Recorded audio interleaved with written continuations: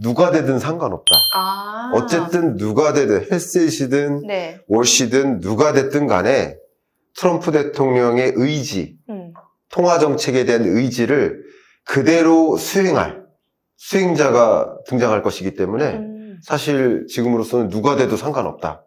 그래서 지금 촬영하고 네. 있는 시점하고 네. 이 영상이 언제 나갈지 모르지만 네. 그 사이에 누군가 발표되겠죠? 네. 인물은 물론 다르겠지만 어쨌든 트럼프 대통령의 강력한 통화 정책에 대한 의지를 나름 실현해 줄 사람이 등장할 것이다. 이렇게 가정하면 오히려 마음 편해지십니다. 그러니까 뭐 해시든 워시든 아니면은 지금 블랙록 CI든 상관이 없다 이거네요. 상관없죠.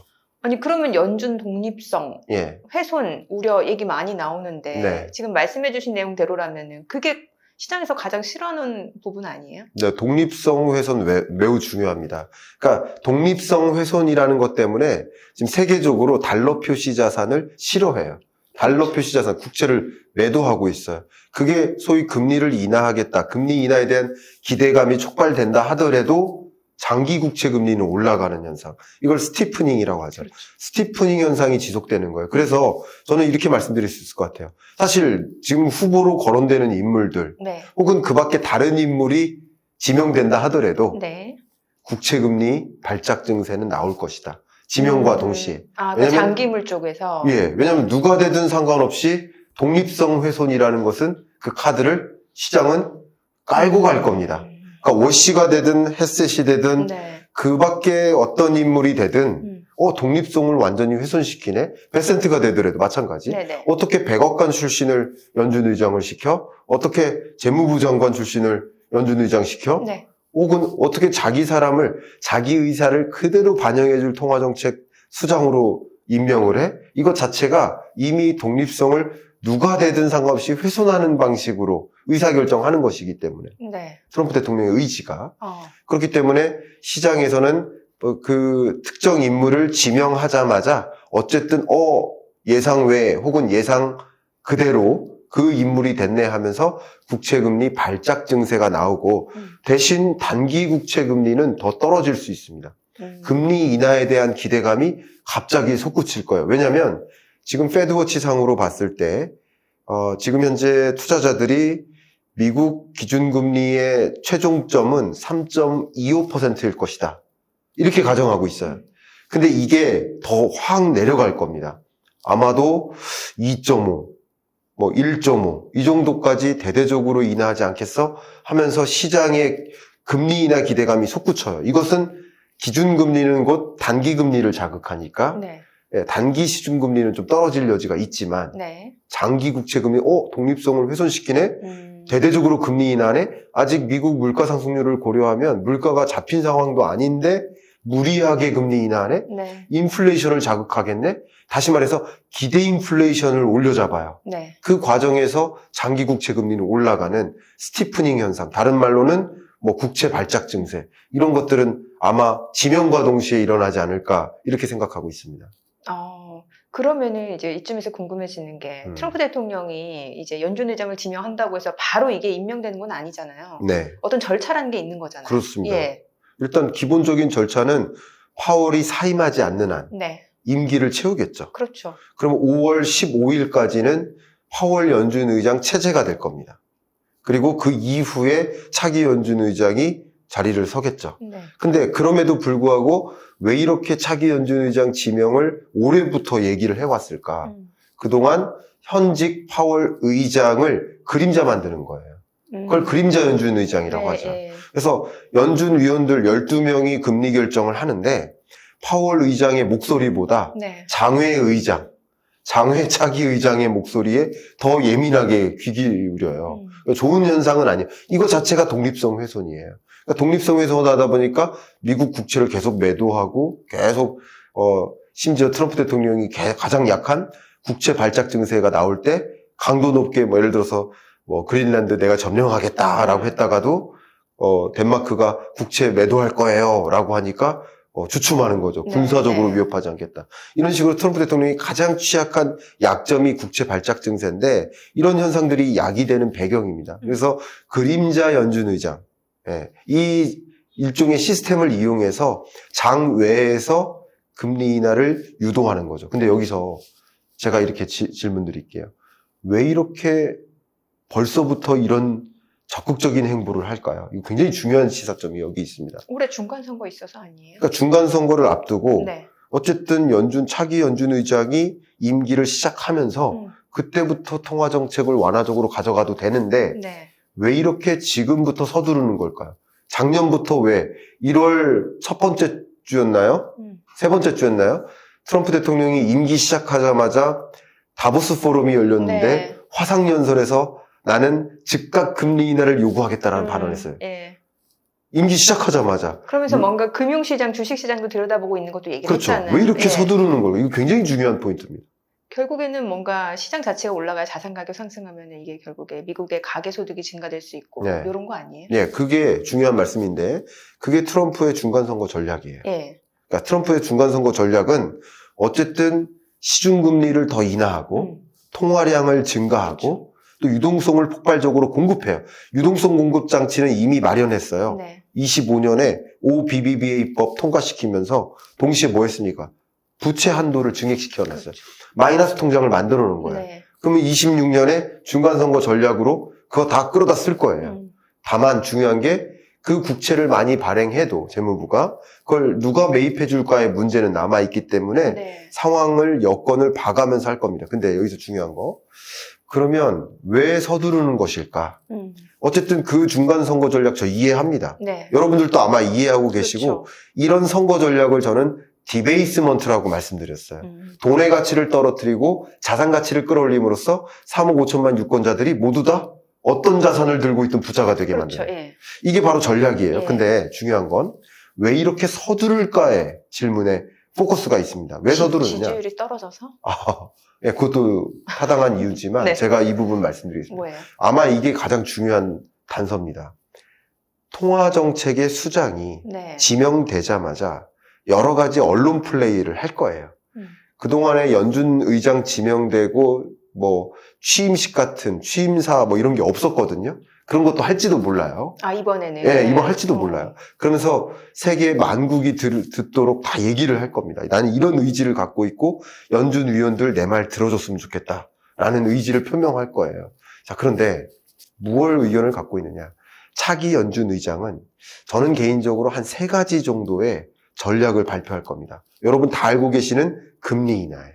네. 근데 트럼프 대통령이 그동안 얘기해왔던 금리 인하의 수준은 이거 영어로 얘기할게요. 워낙 많이 얘기해서 1% and even lower than that 1% 혹은 그 이하로 금리를 인하해줬으면 좋겠다. 네. 이 얘기는 뭐냐면 이거 중요한 포인트입니다. 지금 금리 인하를 그냥 정상적으로 수행하면 아, 거기 도달을 못하겠네요. 못해요. 2%예요. 미국이 생각하고 있는 가장 아이디얼한 목표 물가에 도달한다 하더라도 네. 금리를 그 수준에 맞게 인하한다 하더라도 미국이 생각하고 있는 중립금리가 대략 3%예요. 예. 그러면 3.75에서 3%로 인하해봐야 얼마 인하 안 해요. 이게 정상적인 통화정책이에요. 네. 그러면 정상적인 통화정책스럽게 금리 인하의 당위성을 만들려면 차기 연준 의장은 뭐를 발표할 것인가? 바로 중립금리를 조정하겠다. 중립금리를 조정하는 건 통상 각국 중앙은행이 보고서 형태로 나와요. 네. 한 3, 4년, 5년에 한 번씩 보고서가 나오는데 왜냐면 자국의 경제 펀더멘탈이 바뀌니까 5년 전에는 중립금리가 2%였는데 지금 생각해보니까 중립금리가 1%. 이건 바꿀 수 있는 거거든요. 그러니까 중립금리의 재추정에 관한 고찰 뭐 이런 종류의 보고서명이 나올 겁니다. 네. 보고서가 발간될 거예요. 네. 그럼 그게 신호입니다. 예. 그래서 저는 의견을 드린다면 차기 연준 의장은 중립금리를 아예 조정함으로써 3%가 아니라 1%로 조정하는 것을 이뤄나감으로써 연준 위원들이 중립금리를 향해 금리를 충분히 인하해 나갈 여지를 만들겠다 하는 것이 중요한 포인트고요. 네. 이 표현들이 나온다면 대규모 유동성 공급 장치, 유동성 장세가 나올 겁니다. 이거 첫 번째 신호고요. 예. 재밌죠? 네네. 두 번째, 그러니까 제가 여러 가지 것들을 추론을 해봤는데 두 번째는요, 양적 완화예요. 양적 완화. 예, 왜 그러냐면 금리 인하만으로는 트럼프 대통령이 목적한 걸 이룰 수 없어요. 그럼 뭐 채권 매입? 그렇습니다. 예. 더더군다나 중요한 게 아까 국채를 매도해야 되거든요. 네. 이 마이너스 통장 만들었으니까 OBBA법 통과시키면서. 예. 그러면 재무부가 국채를 발행하는 거예요. 네. 근데 지금 독립성이 완전히 훼손된 상황에서 그 사줘야 되는데 누가 사줘요? 예. 그러니까 누가 사줄 거냐의 문제인데 그렇죠. 사실은 아이비들이 좀 사줬으면 좋겠다 하니까 아이비들의 말을 좀 잘 듣고 있는 거예요. 두 번째는 연준이 사줘야 돼요. 아. 연준이 공식적으로 미국의 국채 매입 프로그램을 운용하겠다. 네. 그게 양적 완화죠. 그렇죠. 다만 이 국채 매입은 장기 국채입니다. 그래서 장기 국채가 급등하는 현상을 막는 조치는 대규모 국채 시장에서 국채 매입 프로그램을 가동하는 겁니다. 그러니까 장기 국채 수익률이 뛰는 것을 막는다는 거죠. 막고 예. 국채 매입 프로그램을 운영함으로써 대규모 유동성을 공급하는 거예요. 말씀드린다면 금리 조절과 그것을 통한 통화량 조절, 이건 M2에 해당되는데 예. liquidity, 유동성에 부합하는 용어는 국채 매입 이것이에요. 네네. 국채 발행. 그러니까 이게 같이 가동돼야 말 그대로 완화적인 통화 정책이 이행됩니다. 여기서 이 두 가지 제가 강조했잖아요. 네. 이렇기 때문에 서두른 겁니다. 아. 왜냐하면 네. 자 보세요. 이거 중요한 얘기인데 산수예요, 산수. 네. 지금 1월은 금리나 없다고 가정해 볼게요. 그렇죠. 그러면 11월에 중간 선거예요. 그러면 남은 FOMC 회의가 몇 번 있을까요? 6번 있어요. 네. 1년에 8번이니까. 근데 그때마다 뭐 25bp씩 단행한다 하더라도 한들. 한 125bp, 150bp. 그렇죠. 예, 150bp죠. 해봐야 3%. 매번 인하해도 2% 가기 어려워요. 막 50bp씩 인하하지 않는 이상. 그렇죠. 예. 그러면 그건 통상적인 스타일이 아니잖아요. 그렇죠. 물가가 안 잡힌 상황하에서. 자, 그럼 보세요. 대대적으로 금리를 인하를 하면 안 돼요. 통화정책의 네네. 메커니즘상. 예. 그러면 0.25%포인트씩 인하한다. 그러면 2%도 가기 힘들어요. 정상적인 통화정책을 운용한다면. 네.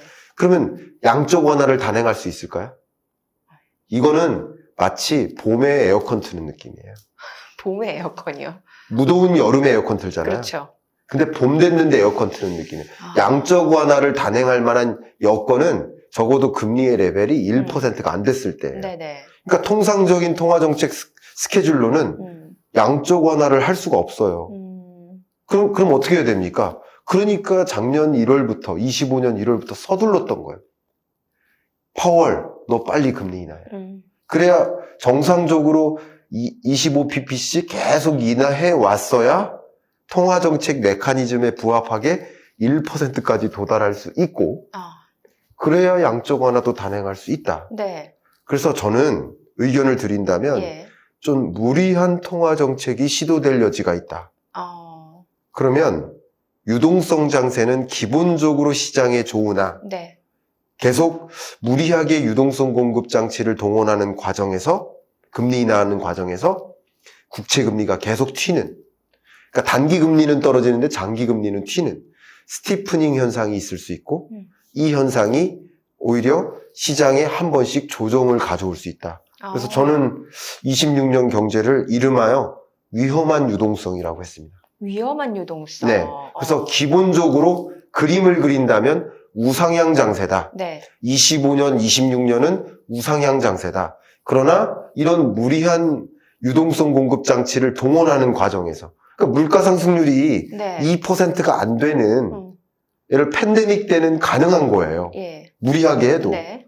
근데 물가 상승률이 3% 수준에 부합하는데 이 목표 물가를 훨씬 넘는데 여기서 금리 인하를 단행하는 건 당연히 기대 인플레를 자극하죠. 그렇죠.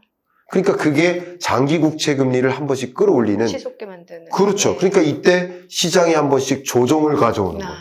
그럼 오히려 우상향 장세를 가정하면 조정을 만나는 구간이 좋은 찬스야 아니에요. 좋은 찬스죠. 그렇죠. 그렇게 이해하시라는 거죠. 위험한 유동성, 위험함이 옵니다. 라고 하더라도 그 위험함을 어떻게 대응해야 될지를 말씀드리는 거예요. 그래서 가장 중요한 차기 연준 의장이 이행할 트럼프 대통령의 그 이행하는 과정 두 가지 포인트 좀 강조하겠습니다. 굉장히 아슬아슬한 유동성 장세. 그러니까 네. 많은 분들이 사실은 상반기에는 연준이 금리 인하를 음. 하기가 쉽지 않고 한 이제 하반기 들어서 금리 인하가 이루어질 수 있다. 이렇게 보는 분들이 많아요. 네. 그래서 오히려 그때쯤이면 좀 더 유동성 장세를 기대해 볼 수 있다. 이런 시각이 많은데 지금 교수님 얘기 들어보니까 오히려 빠르게 조금 통화 정책 여기에다가 양적 완화까지 그렇기 때문에 장기물 수익률을 좀 찔 수 있지만 그때마다 또 연준이 매입을 해주면 다시 또 눌러주는 효과가 있고 그렇죠. 그러면 시중은 결국에 유동성 장세로 좀 올라갈 수 있고 계속. 중요한 포인트예요. 제가 이 말씀 너무 중요한 포인트인데 트럼프 대통령이 25년 1월부터 해왔던 모든 행보는 네. 어쨌든 중간 선거를 이기기 그렇죠. 위함이에요. 예. 그렇게 가정하시는 게 좋아요. 그럼 중간 선거를 이기기 위해서 진작부터 금리 인하를 시작했으면 좋겠다라는 의지였던 거예요. 그렇죠. 왜? OBBA법이 25년 5월에 통과됐는데 그러면 그때 부채 한도를 증액했는데 그러면 뭐예요? 마이너스 통장이 있으면 뭐예요? 꺼내 쓰지를 못하는데. 왜냐하면 세계 각국은 미 국채를 지금 매도하는 추세이고 네. 미국 국채 달러 표시 자산이 그렇게 매력적이지 않아요. 더군다나 이렇게 독립성이 막 훼손되는 국면에는 그 달러를 누가 발행해요?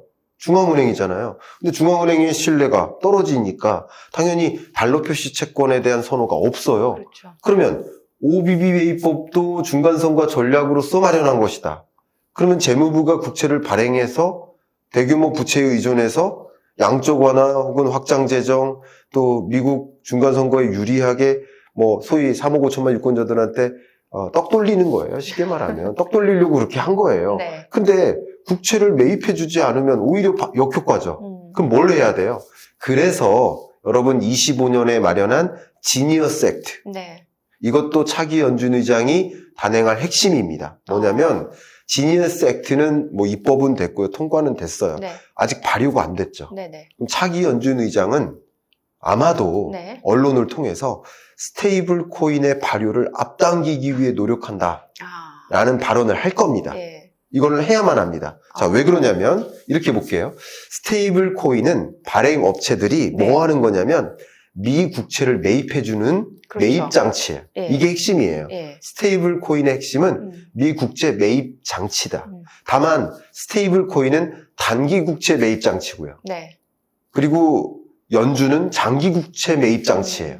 이 두 가지가 풀로 가동되기를 원하는 거예요. 그러네요. 그 여건은 이미 25년 5월에 OBBA법 통과시키면서 부채 한도 증액한 거예요. 그럼 그거 다 전량 발행하고 이걸 매입해줘라. 네. 그러면 보세요. 연준이 양적 완화하고요.